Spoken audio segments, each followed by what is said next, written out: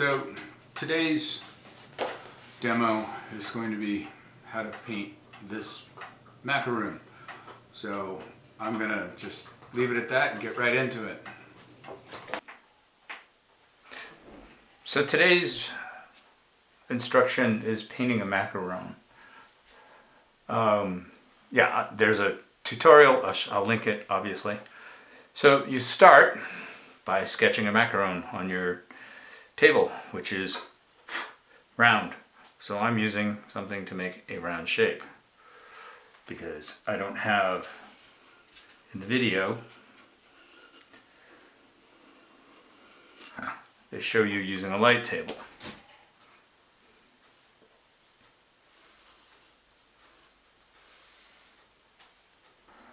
One of the reasons I'm doing this is I'm using a mask. So that's the mask.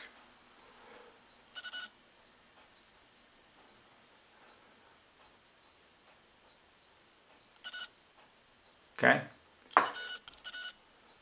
And all I'm doing is I'm going to paint a mask over all of the frosting, the swirl of the frosting.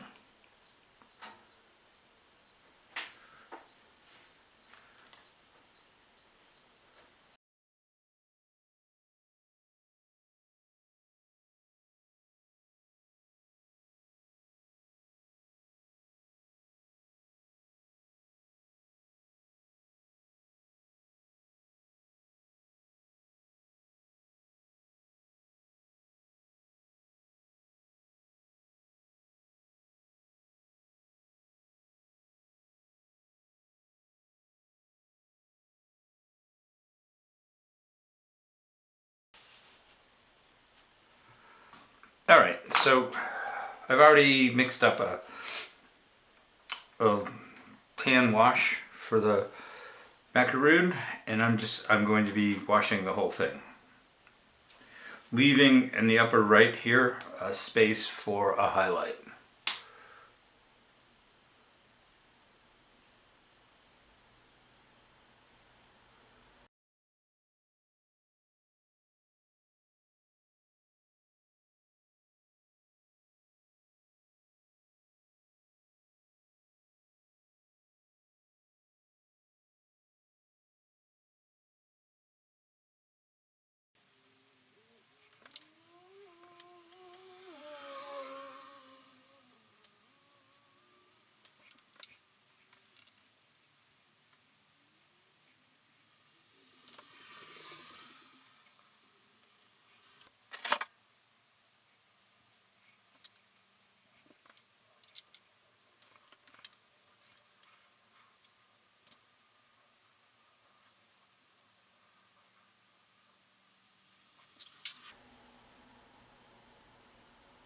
Okay, so the paint's dry now, and the next step is adding a shadow here because the light's coming from over in this direction, right?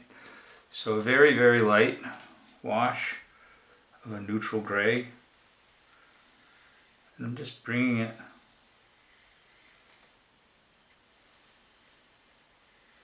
and this is really just to define what the wash is. And then I can start to intensify it.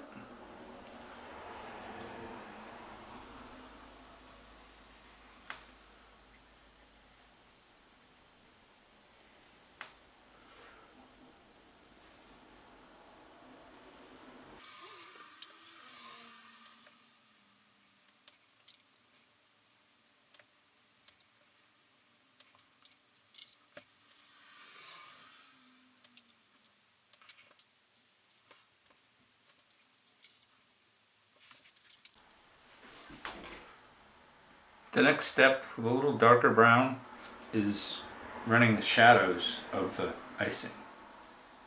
So just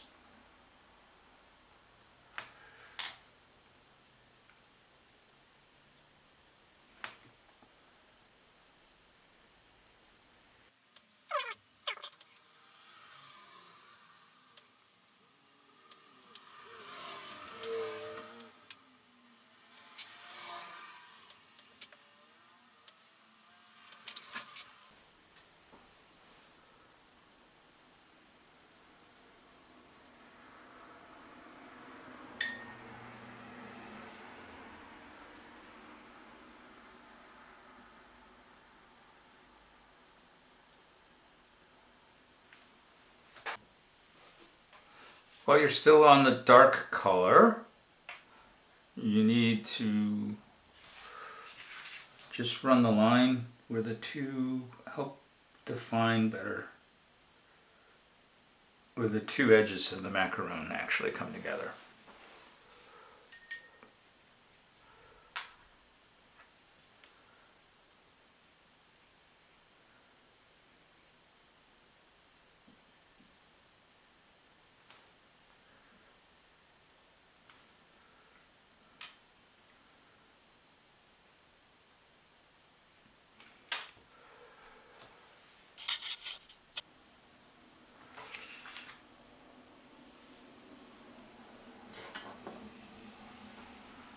Now everything's dry and we can start to remove the actual mask.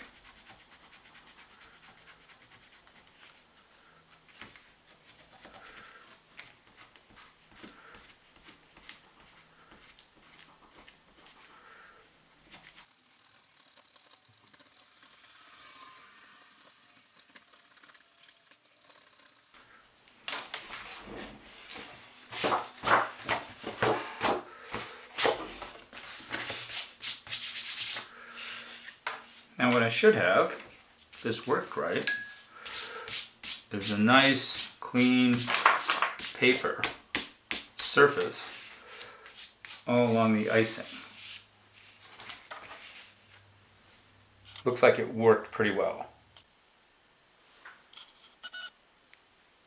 The next bit is the icing. So I made a wash here that's darker, almost chocolate looking. I want it to be a chocolate icing. And I'm just going to fill in the icing. What I'm going to try to remember to do, because the icing would be shiny, is to leave, note I said try to remember, is to leave some highlights. Okay? So I'm going to be quiet or fast forward this next piece because it's just going to be me painting slowly.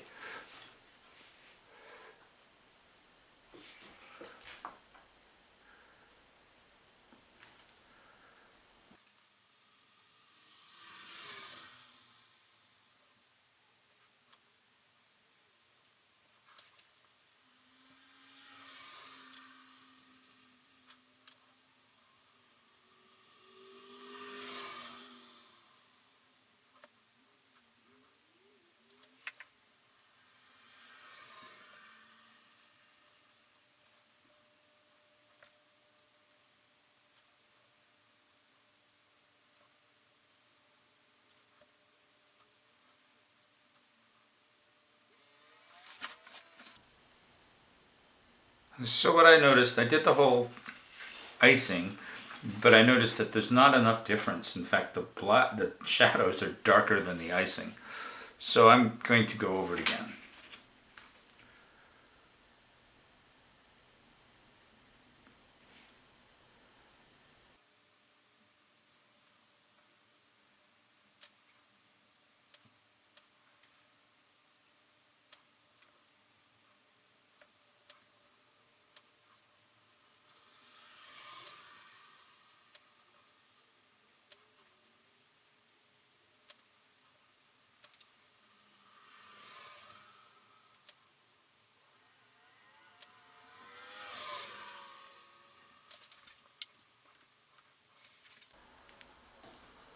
Alright, so now this has all dried. We have the icing and the cast shadow here. I'm going to add, with a very fine brush, if it works, an even darker side of the icing. Right, so everything's dried out. And this is just to show that the icing has some three-dimensional shape to it as well. So this one side is in direct light and the other side is not.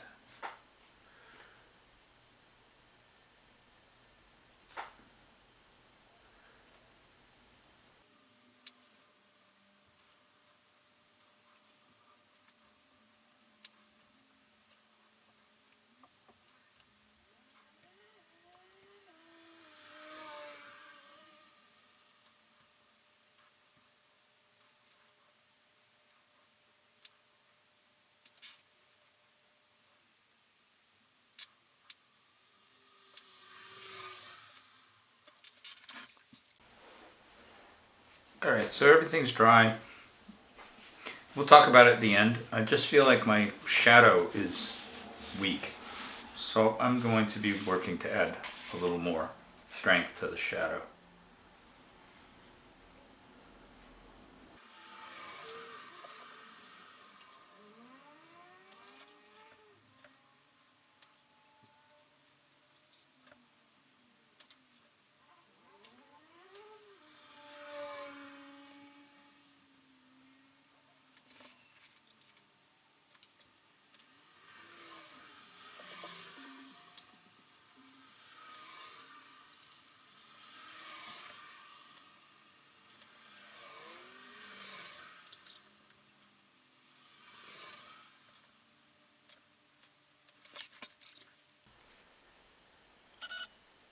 All right, so I'm not going to stand in front of the camera this time. I'm going to let you see this and we'll talk about it.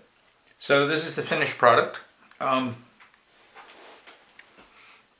was the reason I wanted to do this was because of using the mask, right?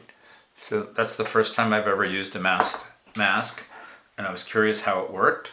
And I think the mask for keeping the paint off where I wanted the icing to go was really effective. It was kind of cool. It's interesting to use a gradient wash, actually twice, in an actual painting. I think in my case I was more successful here than here, but whatever.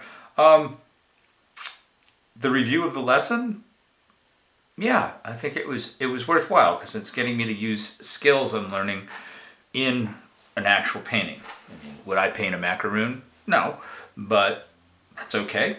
Did I effectively get some of the icing looking three-dimensional? Kind of. It's worth going back and playing. The techniques are worth using over and over and over again. So that's what makes this a valuable lesson, right? And I think worth doing more than once. One of the things I learned is I'm using my less expensive watercolor paper, so this actually has some wood pulp in it. And in doing any kind of a gradient across this paper, I noticed a huge difference compared to doing it on a 100% cotton paper. So there's a lesson learned by me. All right, so thanks for watching, everyone. I'll keep doing these and showing you what I'm up to and linking you to other lessons. All right, bye.